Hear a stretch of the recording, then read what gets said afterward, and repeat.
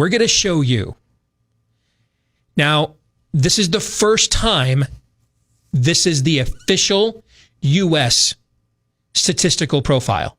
It has been the U.S. statistical profile for months, because a lot of this data we're about to show you, we have shown you on this show for months. But the problem is it wasn't stratified for you. So people like me or Daniel Horowitz or Jordan Schachtel and this other, ragtag group of what's left of the colonial fleet after the Cylons destroyed the rest, all right, trying to make our way to this place called Earth. We have had to piece this independently together, meaning the CDC puts this data out there whole cloth. But it's not given any stratified meaning. So you guys have always asked me, well, Steve, what's your source on this?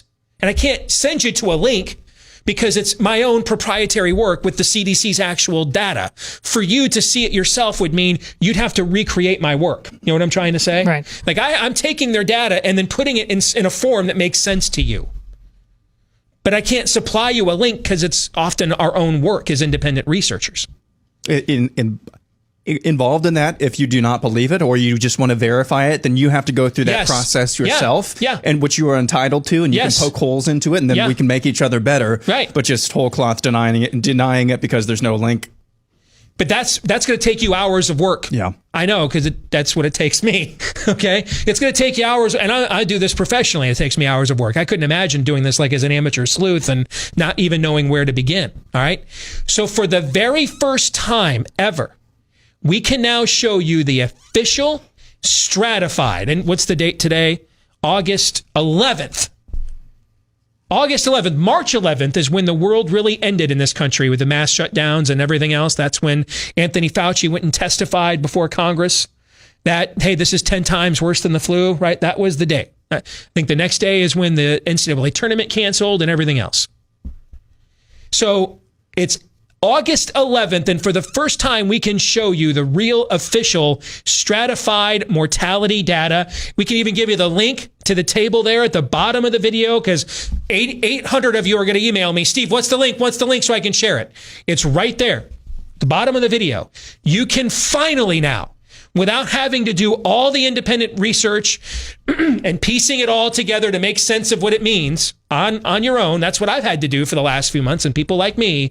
Now, finally, the government of these United States is going to do it for us. All right? Here are the real COVID-19 facts the media doesn't want you to know.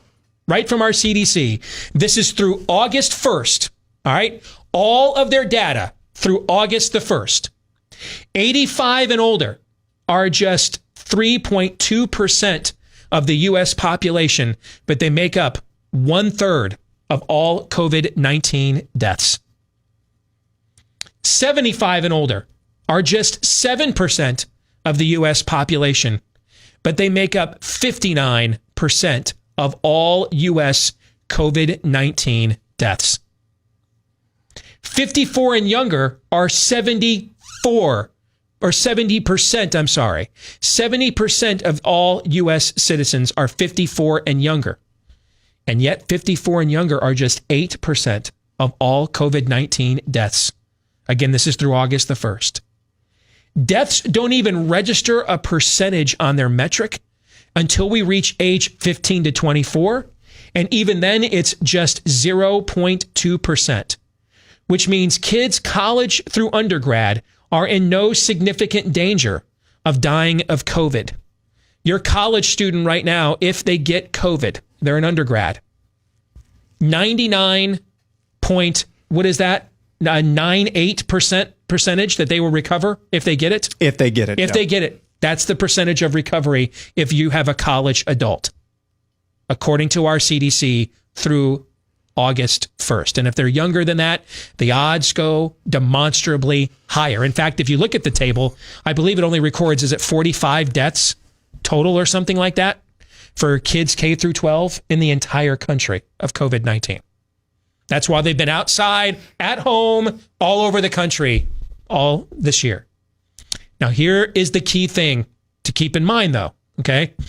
There's two things to keep in mind. Number one, the median age of COVID death right now in America is 78.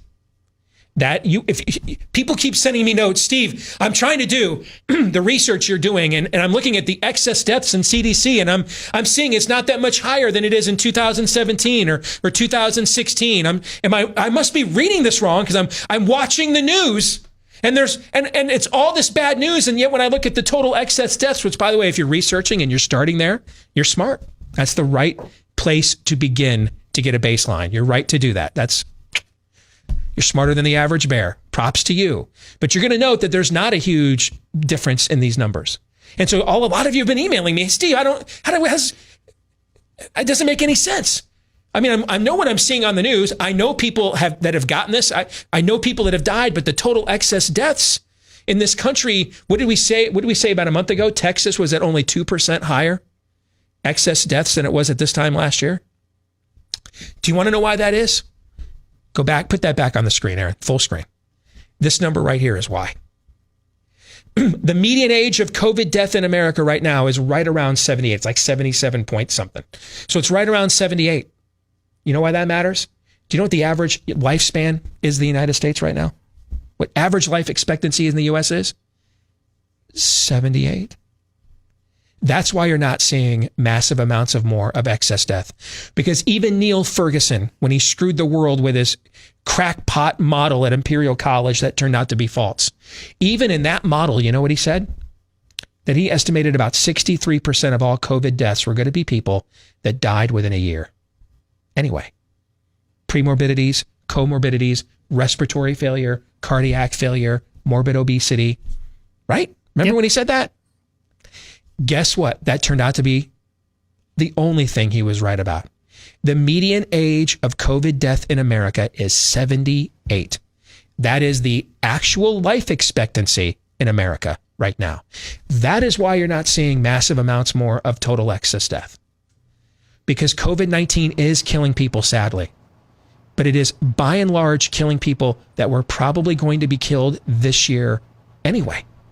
And that's why the total excess deaths have not skyrocketed. I can't stress that point enough when we start talking about getting back to being some form of normal as a country. And then this next point is another one I can't stretch enough.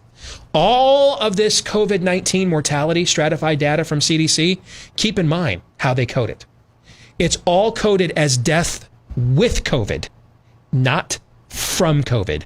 We don't actually officially even know. Now, we can do all the research and give you a pretty good educated estimation. But we don't officially know what the numbers are of people that have died from COVID itself, meaning they weren't going to die until they contracted COVID. And that is the cause of their death. They didn't die in a car accident and test positive. They didn't jump off a building and test positive. They didn't already have diabetes and tested positive.